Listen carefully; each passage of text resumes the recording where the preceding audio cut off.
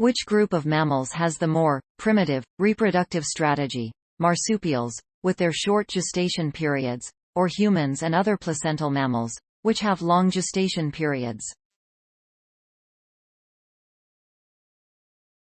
For decades, biologists viewed marsupial reproduction as more primitive. But University of Washington scientists have discovered that a third group of mammals, the long-extinct multituberculates, had a long gestation period like placental mammals.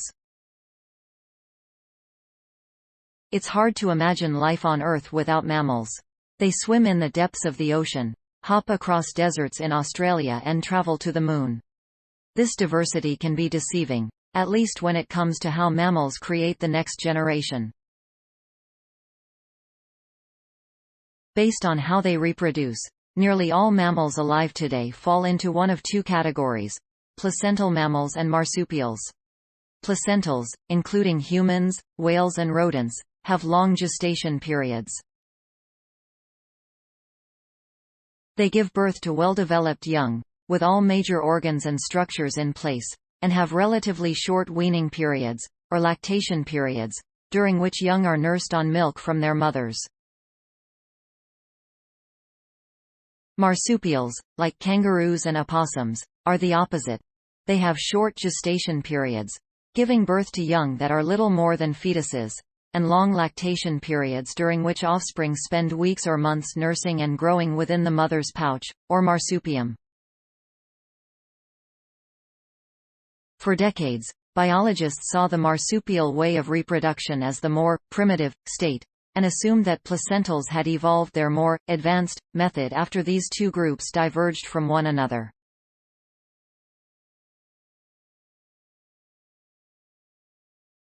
But new research is testing that view.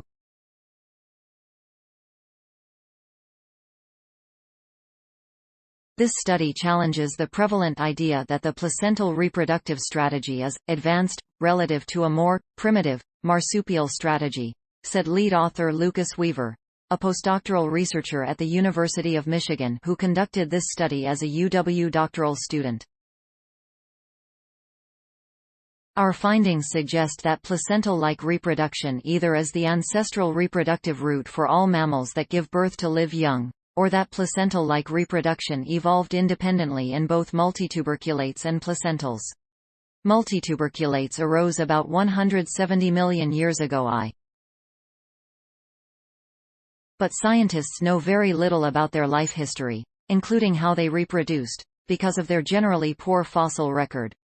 The last multituberculates died out about 35 million years ago. Working under co-author Gregory Wilson Mantilla, a UW professor of biology and curator of vertebrate paleontology at the Burke Museum, Weaver and his colleagues obtained cross-sections of 18 fossilized femurs, the thigh bone, from multituberculates that lived approximately 66 million years ago in. All 18 samples showed the same structural organization: a layer of disorganized bone, sandwiched between an inner and outer layer of organized bone.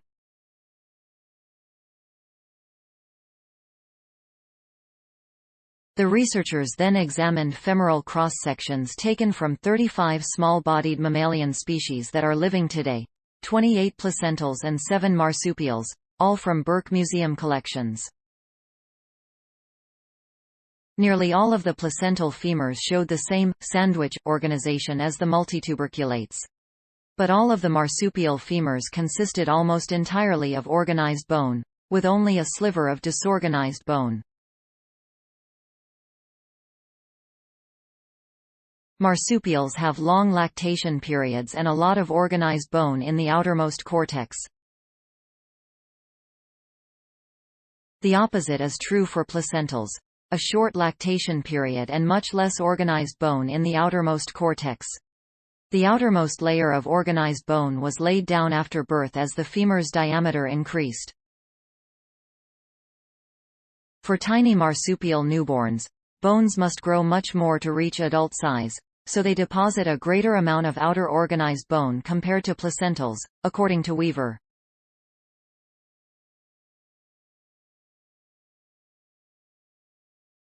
This is compelling evidence that multituberculates had a long gestation and a short lactation period similar to placental mammals, but very different from marsupials, said Weaver.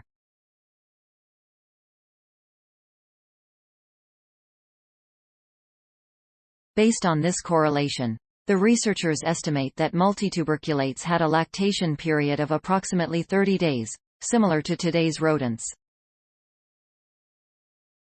Alternatively, multituberculates and placentals could have evolved their long gestation and short lactation reproductive methods independently.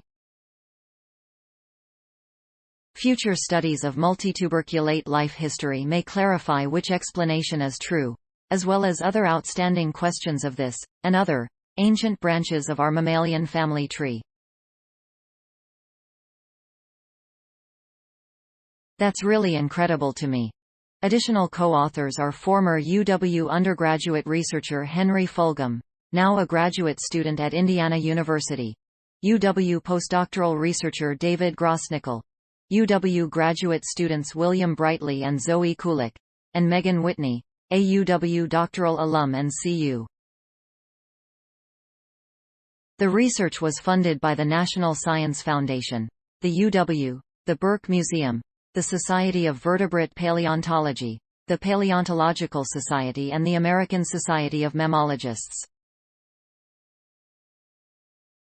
Lucas N. Weaver, Henry Z. Fulgham, David M. Grossnickel, William H. Brightly, Zoe T. Kulik, Gregory P. Wilson Mantilla, Megan R. Whitney. Multituberculate mammals show evidence of a life history strategy similar to that of placentals, not marsupials. https://ift tsyq1ub. Access July 25, 2022. Thanks for watching. Please subscribe my channel for more videos.